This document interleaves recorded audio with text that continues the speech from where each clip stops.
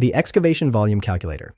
Cut and fill helps engineers quickly determine excavation quantities and trucking requirements for earthwork projects. Let's walk through the inputs. First, select your shape from the drop-down menu. Options include rectangular, triangular, circular, and trapezoidal. For this demo, I'm using rectangular. Next, choose your swell factor based on your material type. You can select clay at 15%, sand gravel at 25%, common earth at 20%, rock at 30%, or compacted fill at 10%. I'll select clay. For units, choose between imperial with feet and cubic yards, or metric with meters and cubic meters. I'm using imperial.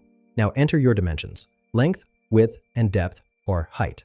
Finally, input your truck capacity in cubic yards or cubic meters. For our example, I'll enter 100 feet for length, 50 feet for width, 8 feet for depth height, and 10 cubic yards for truck capacity.